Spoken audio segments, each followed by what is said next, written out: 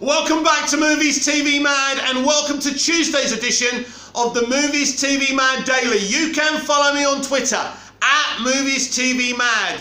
The autopsy into what went wrong with the Suicide Squad box office continues. Now, personally, I'm fine with the box office. As I said yesterday, I think it's solid. I did expect more. We all expected more. We were thoroughly naive. First of all, I'm going to reiterate what I've said. The Suicide Squad is not a huge IP. The problem is the kind of people you have in it. For example, if their original plan of having Black Adam in a Suicide Squad movie was a thing, for example, imagine the Joker or Black Adam in this movie. Never going to happen, right? But it's all about the characters. It's not about actors these days. It's about the characters. They're the stars that we follow. They're the movie stars. The superheroes and the kind of superheroes we have in our movies are very important. Now, people will go back to me and say, yeah, but look at Guardians of the Galaxy 1 and 2. They had very, Z-list type of characters, but Gunn was able to, bring people out to see them. Right. First of all, people will go and see anything MCU, post the first Avengers. That's obvious. But yes, he made those characters relatable. It was up in space. It did have a gee-whiz quality to it. And good for him. He did it. But the Suicide Squad is harder. Because the Suicide Squad is attracting a different audience. You see, Guardians of the Galaxy is funny. It's got its characters, it's in space, it is appealing to a different, broader audience, whether you like it or not. Now, Suicide Squad isn't appealing to a main audience, a mainstream, broader audience. Now, as I've said a billion times before, because people are going to label this at me, again, the first Suicide Squad made a lot of money. As I've always said, it's a really good film in my personal opinion. That's my opinion. And you can call it Studio Squad or whatever you want to call it. People went out to re-watch it. It's as simple as that. But the first Suicide Squad, and we spoke about this yesterday, right? And we have to look at these things. It had Batman. It had The Flash. It had Bruce Wayne and Waller. It had continuity to the other two previous movies. This Suicide Squad has none of that. This Suicide Squad is basically saying James Gunn is a great, famous MCU director. Come and watch it. That's the star of the show, right? He was even reminding people in interviews that he's done Guardians of the Galaxy, and in the promos, Warner Brothers were using Guardians of the Galaxy as a thing to pull people in. It's not about what the director's previously done. It's not, the director isn't the star that's going to drag people to a film. It's about the film, the characters, and what kind of film you're going to get. I love the Suicide Squad. I do. I think it's a great movie, an exciting movie. But thinking about it, how was this going to attract a big audience with the type of characters? It was literally asking you to come out for Polka Dot Man and Bloodsport and characters like this. We already know that Harley Quinn isn't a big pull. We mistakenly thought, because of the first film and its huge box office, people came out to see Margot Robbie's Harley Quinn. No, they came out to see Harley Quinn and Joker together. We've spoken about the Joker. Ultimately, Harley Quinn isn't one of the big 5 DC characters. Now, I know there are so many Harley Quinn stans out there. There's a few of them that watch these videos. And I know you're going to get upset about this, but she's not the pull that you think that she is. And in the second part of the video, I'm going to talk about maybe recasting Harley Quinn, which is really going to upset you. And we're going to that as well. But we're autopsying why James Gunn's The Suicide Squad didn't make more money. And I'm telling you why. Great movie, but it didn't have the characters to attract it. The first movie had that. Jesus Christ, Harley and the Joker together? You see, it doesn't matter what you think about Harley not needing the Joker. As I've said this before, you can have Harley and the Joker having a war between each other in in the fucking middle of Gotham, and people will come and see it. Because people will watch the Joker. Name me a film where the Joker hasn't uplifted the film's box office. Batman 89, Heath Ledger in The Dark Knight, Joaquin Phoenix in the Joker movie. There's never been a film with the Joker involved in it that's flopped. It's as simple as that. That's the evidence. It was not Harley Quinn that brought people out to see the first Suicide Squad. That's obvious now, because why didn't people come out to see Birds of Prey? It's obvious. So it's not Harley Quinn, she's not a big pull. And then we have to say something else about Harley Quinn. That she was sidelined in James Gunn's The Suicide Squad. She was. She had her moments, but she was sidelined. She wasn't the centre of everything, like in Birds of Prey. Now, I think this is typical Warner Brothers. They saw that she didn't bring out the bacon, didn't bring out the, the audience for Birds of Prey and the fantabulous emancipation of one Harley Quinn. So they thought, well, give her moments, but sideline her. You see, James reckons he didn't listen to any notes from Warner Brothers. I don't think that's true. Margot Robbie said the other day that she's not able to kind of guide the direction they take Harley Quinn on. But, to be honest, in Birds of Prey, she did guide that direction, so she's a bit of a liar. I think here on 4th, she's not going to have any say over anything. I do think it was a great opportunity to kill her off in James Gunn's The Suicide Squad, but he bent the knee. And I mean, how many women actually died in this film? I'm just trying to think. How many of the main Suicide Squad? I mean, there was Harley Quinn, she didn't die, sorry, spoiler. There was Ratcatcher 2, she didn't die. Mongol died, who's a woman. And then we had the female in Corta Maltese running kind of the rebels. She didn't die either. It was mostly men who died. So anyone can die. Don't get too attached to anyone who happens to have something dangling between their legs, right? As I say, I'm not being a bastard. I'm not being a shit here. I love James Gunn's The Suicide Squad. That's not the point. We're looking at why this film didn't make more money. And we can keep on saying HBO Max, and I'm sure that had some kind of, some kind of relevance to the lower box office. But I believe if the audience want to go and see something, they will. They went to see Fast 9. They did. Fast 9 made a lot of money, 600 million. That's good. In a COVID situation, that's brilliant. And I'm sure that film would have made $1 billion in a normal environment. So that made good money. Because I don't think anyone will be saying anything if the Suicide Squad made 600 million in its final global run. In fact, that would be fantastic for an R-rated movie. It's not going to happen, right? So we can talk about the global pandemic. We could talk about the Delta variant. And I actually researched the Delta variant in America. It is actually really, really bad. So there could be some relevance to people not coming out because of that. But I don't want to cite it as an excuse. I want to look at the film itself and what it was saying to people. It was saying, well, this is going to be a great R-rated movie, blood, gore, naked people. Personally, I don't see the need of nudity in film. If you want to see nudity, go and watch porn. That's my opinion about that. If it was up to me, I wouldn't even see people fucking on film or TV. Or the Game of Thrones nudity was pointless as far as I'm concerned. I'm a bit of a prude when it comes to that because I don't see the point of it. It's just trying to say, ooh, we're a Rudy piece of content and we show breasts and we show other stuff, and I just think it's pointless and a waste of time. The nudity we saw was pointless, but he wanted to put it in because he wanted to justify his R rating.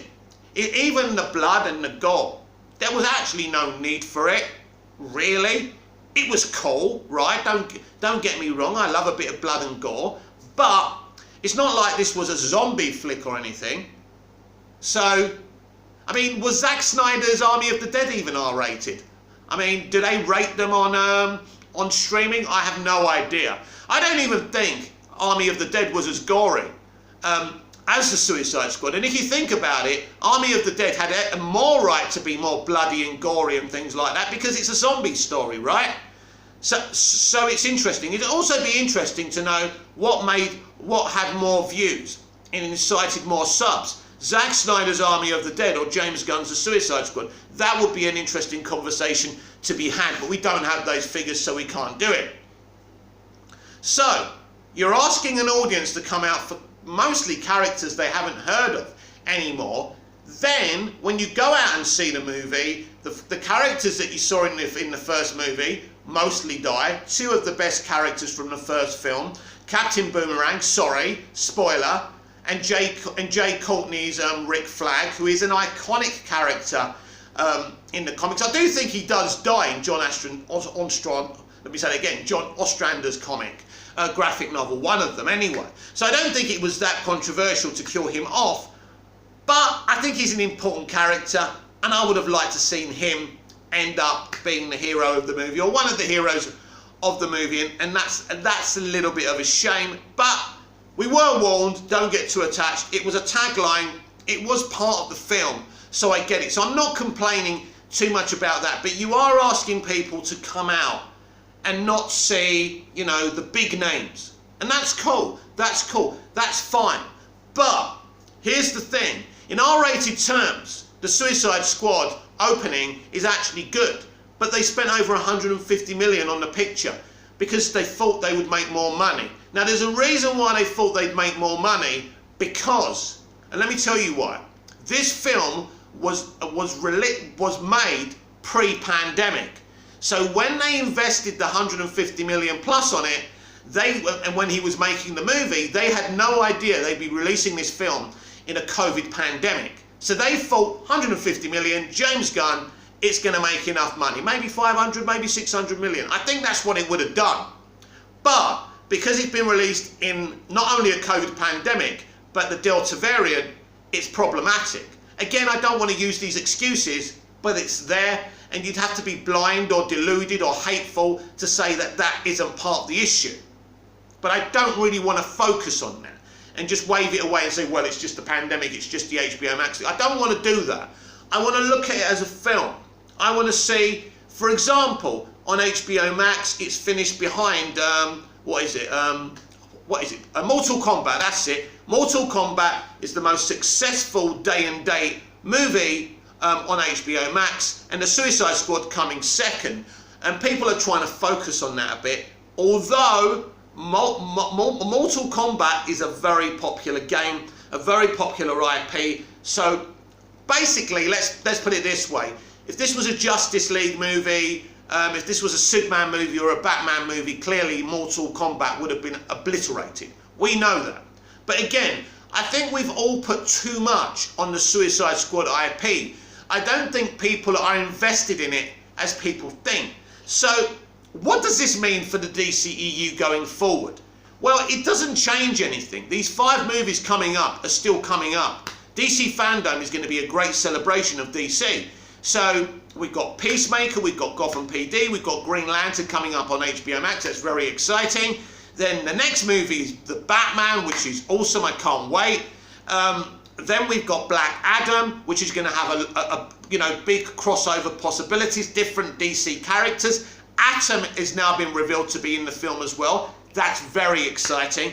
So there's going to be more DC characters. This is the kind of thing audiences will come out for. And as I said yesterday, the box office will affix itself from the pandemic as well. So you'll see improved things, but people are going to be more motivated to come out and watch a Black Adam film than a Suicide Squad film. I'm sorry if you don't understand that. It just doesn't relate to people, the Suicide Squad, as much as these other characters and these other movies. Neither does Shazam. Right, Wonder Woman 84 would have done well without the pandemic. Whatever the film was, it would have done better. We still would have slaughtered it, but I still think it would have brought back nearly 600, 700 million, no problem. People would have said, well, it's made less than last time, but it's still a great figure and you can't argue with that. But Birds of Prey didn't make much money, Shazam didn't, but those 2 films cost nothing to make, so it's not a big deal. They made a little profit. Right? There's nothing that Shazam really could have improved upon. That is what that character attracts. But Fury of the Gods will be interesting as well. I think that will have a bigger box office, and we'll talk about 2023 as well, so there'll be no issues with the box office in the pandemic by then.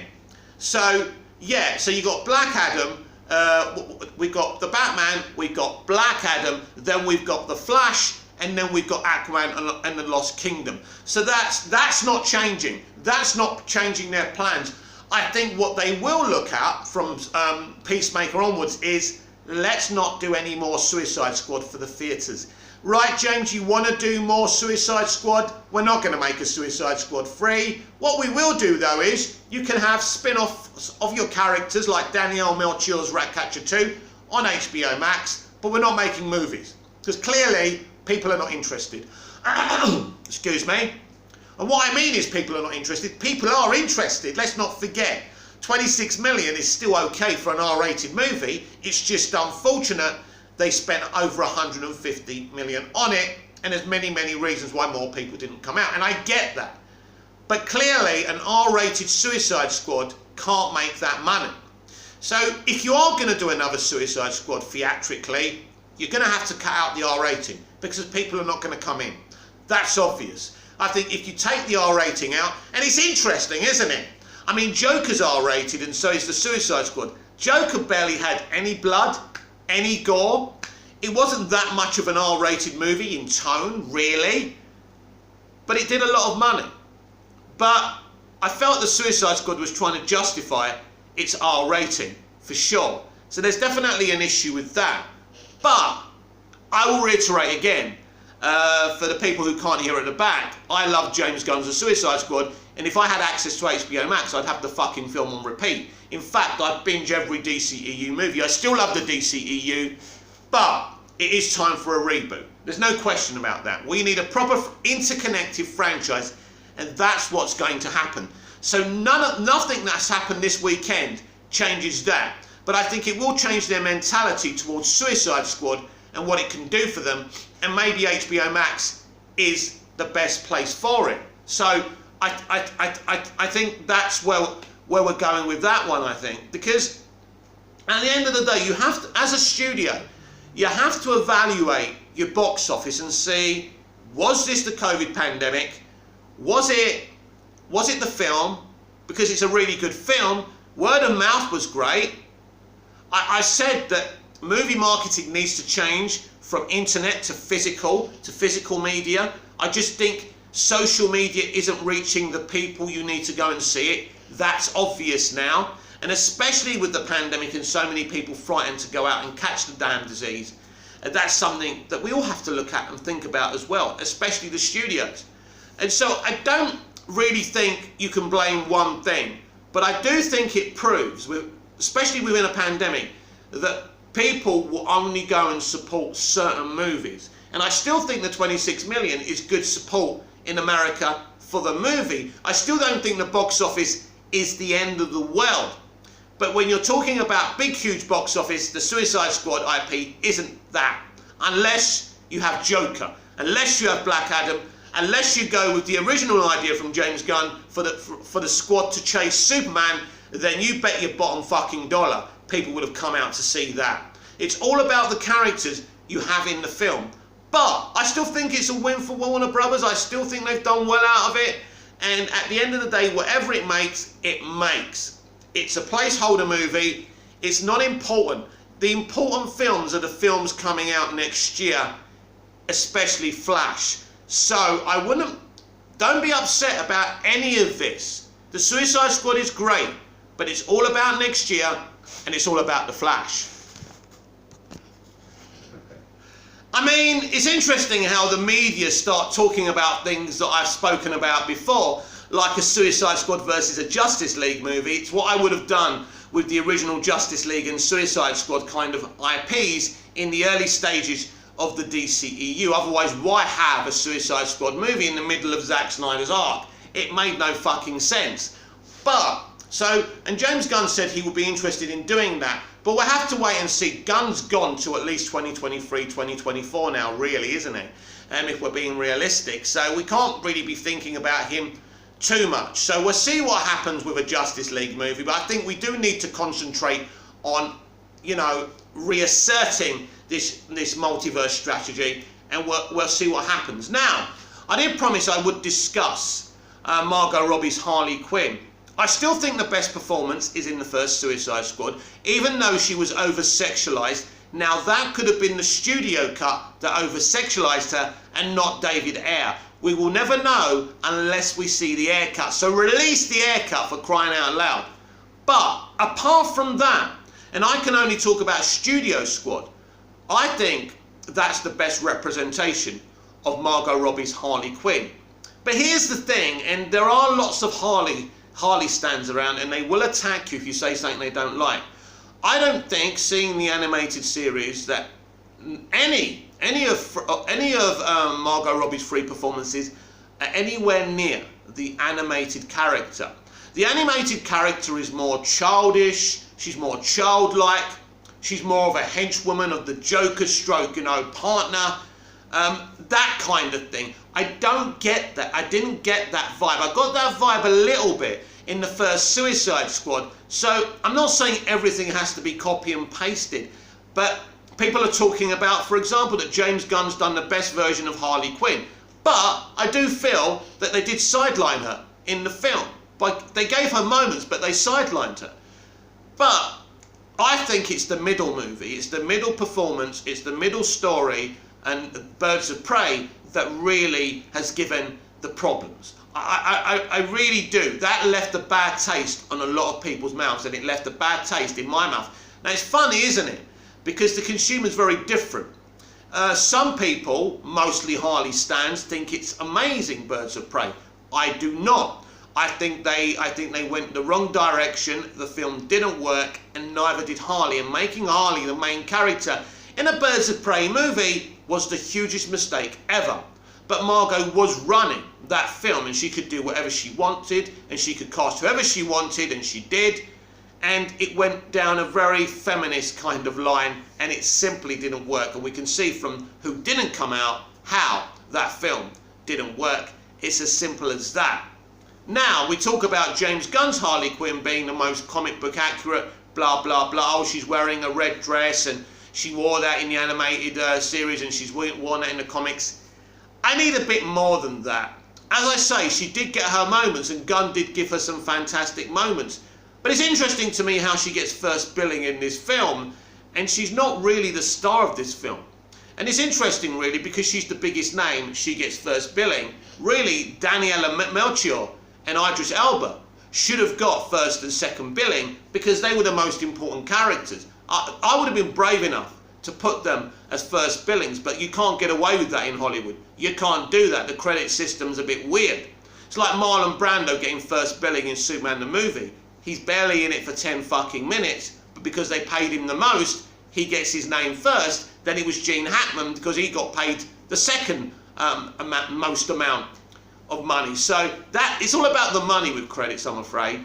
But you've got to think about this as well. James Gunn sidelined Harley, in my opinion, and made Ratcatcher 2 like the starring female, if you like, which I find very interesting. And it worked, because everyone's been giving the actor and the character so many plaudits. I'm in love with her. I think she's great.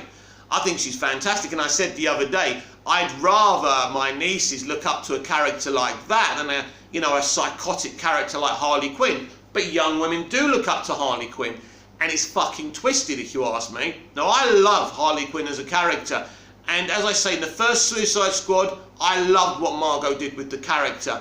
But the previous couple of performances have left a bad taste in my mouth.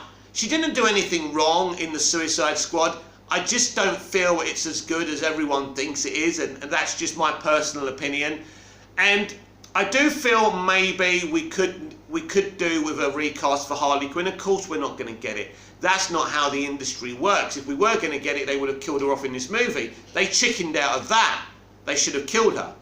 But I do feel it is time, maybe, to either bring in another Harley from another Earth, or just do something a little bit different. We can't carry on like this, because we've seen now that she's not that great box office pull we all assume that she was.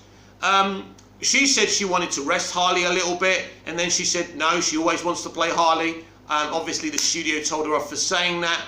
There's something going on between her and the studio. It was interesting when everyone at the premiere was asked about releasing the haircut. Everyone was like, yes, gung-ho about it, and she said, well, it's a complicated situation. Why does she do that?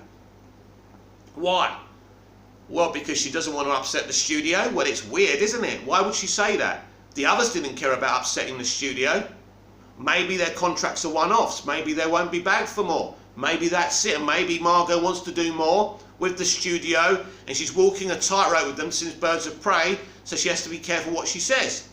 Also, we know she didn't like how she was portrayed in the rewrites and the reshoots of that film. That could be an issue as well. But then you'd think that she would want to see the director's cut of the Suicide Squad, the air cut. So it was very, very weird the way she conducted herself with that question. So I don't think we're going to see her for a while, and I don't think there'll be any more announcements on it. I certainly don't think Harley Quinn is the backbone of the DC EU. I mean, basically, we may as well call Ratcatcher 2 the backbone of the DC EU if you're going to call Margot Robbie's Harley Quinn the backbone. I mean, really, I'd be more comfortable with saying Wonder Woman is. She's had just as many appearances, if not more. I mean, when have we seen her now? We've seen her in BVS, we've seen her in Wonder Woman, we've seen her in Justice League, we've seen her in Wonder Woman 84, so she's been around more. And I think Wonder Woman is the backbone of the DCEU. But Harley Quinn's, Margot Robbie's Harley Quinn, I don't think so. So I don't think we're going to recast, but I want to see someone who really brings out the real Harley Quinn. Because in the past 2 movies, I just haven't seen that. And finally today, superfan Scott Edwards has this to say. At Movies TV Mad, I have a serious question for you for tomorrow's DCEU Daily.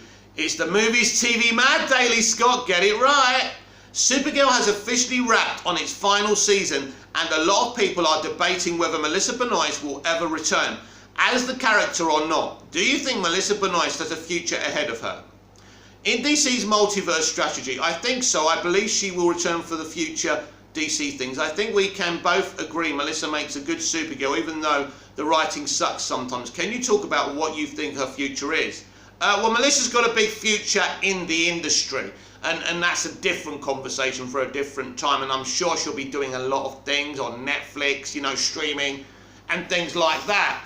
Now, in terms of DC and DC live action, things are changing, Scott. As you know, the Arrowverse is becoming more irrelevant. It's becoming more like the HBO Max verse. And the CW, I think they will only have 1 or 2 DC shows eventually. I think ultimately we are heading to HBO Max having DC content like Stargirl. I think they'll have that exclusively in the end. I can't see the CW keeping that. Superman and Lois eventually will go exclusively on HBO Max, and we've seen quite a few shows cancelled. I mean, Legends of Tomorrow just keeps on going on and on. They could be the only one left, and I think that ticks the boxes.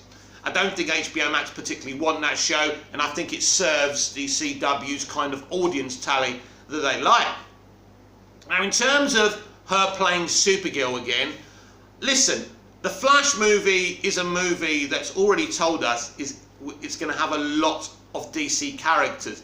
Now, we started filming, well, not us, but Andy Muschietti started filming the Flash movie back in April. We've done May, June, July. We're now in the 4th month.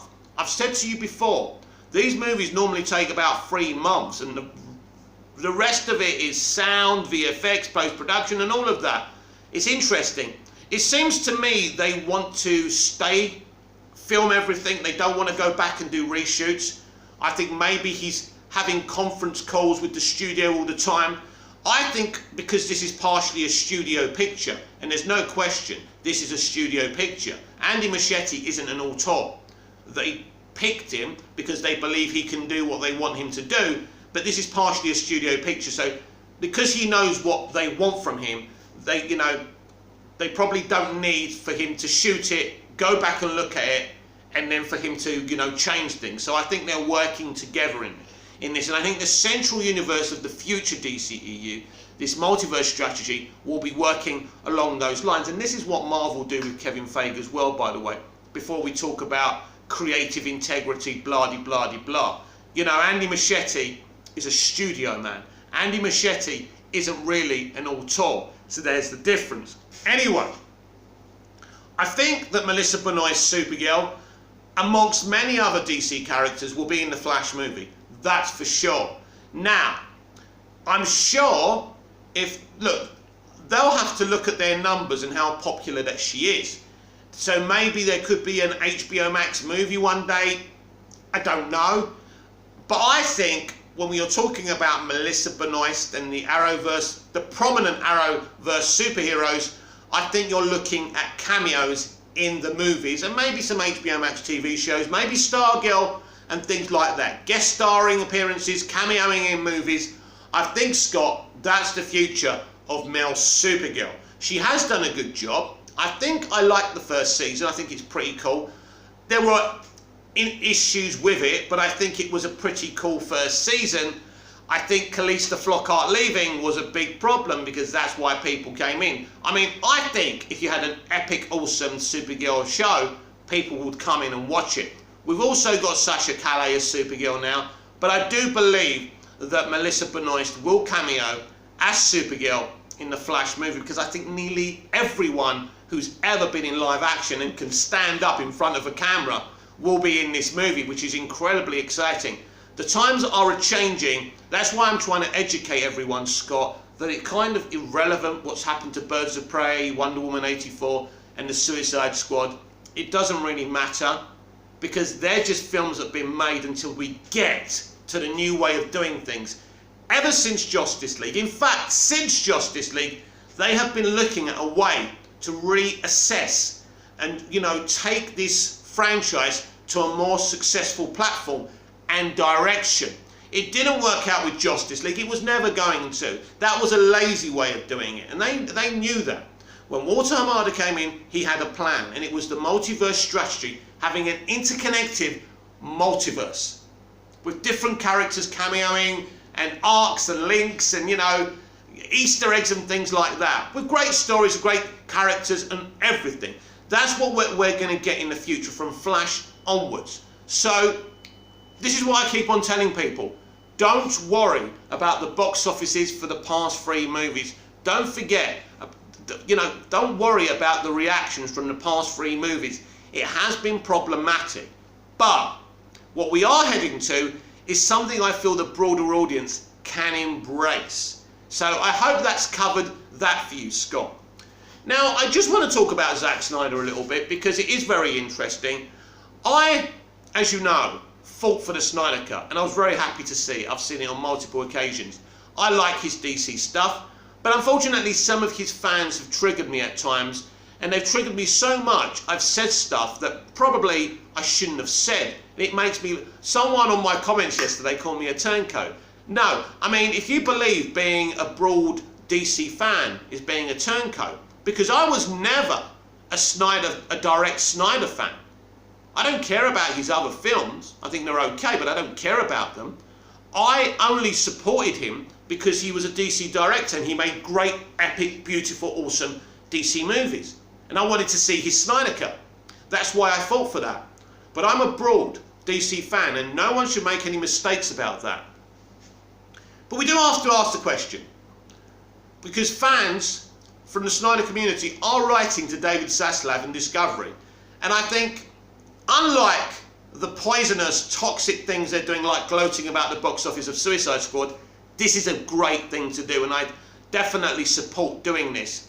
Will it make a difference? Well, they did the same thing when Ann Sarnoff came in.